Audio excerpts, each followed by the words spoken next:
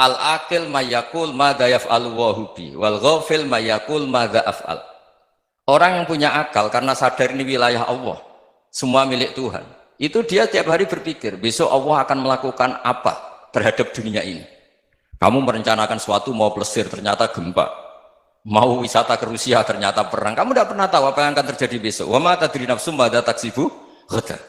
Tapi anda semua kita ini sering punya jadwal permanen. Makanya saya kalau diundang siapa saja disana takdir.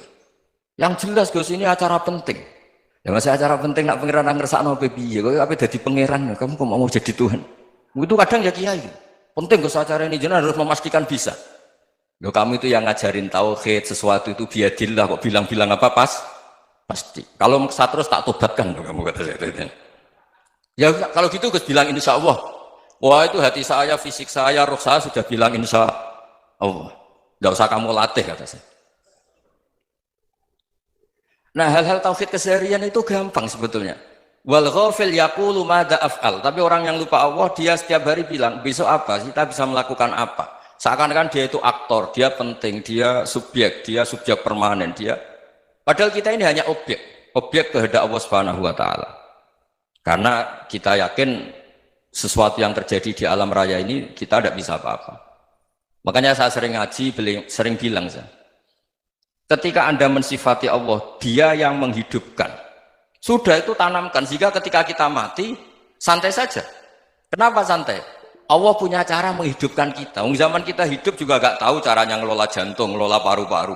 Kamu juga gak tahu ngelola oksigen yang tidak beracun, tidak mengandung polusi. Tahu-tahu hidup.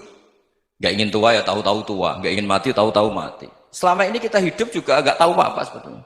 Hanya gaya tok, punya jadwal, punya planning.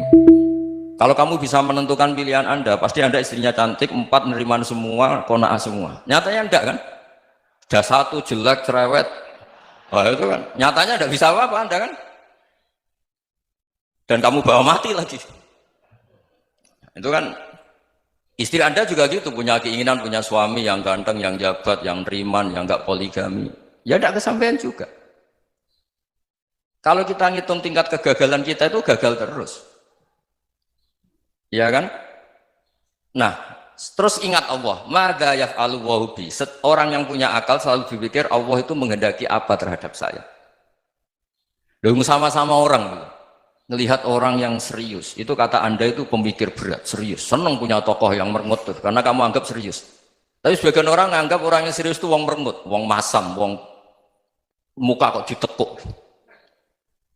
Jadi sama itu hati yang muqallibal qulub tsabbit qalbi ala dini, karena kita nggak tahu cara berpikir kita tentang orang lain, tentang sekeliling kita.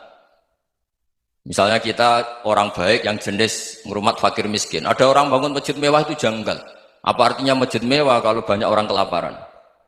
Tapi kalau yang jenis pendidikan, apa artinya masjid mewah kalau tidak bisa ngaji? Nanti yang jenis infrastruktur, apa artinya ini kalau semuanya punya sudut pandang yang berbeda-beda. Dan Islam mengapresiasi semua kebaikan.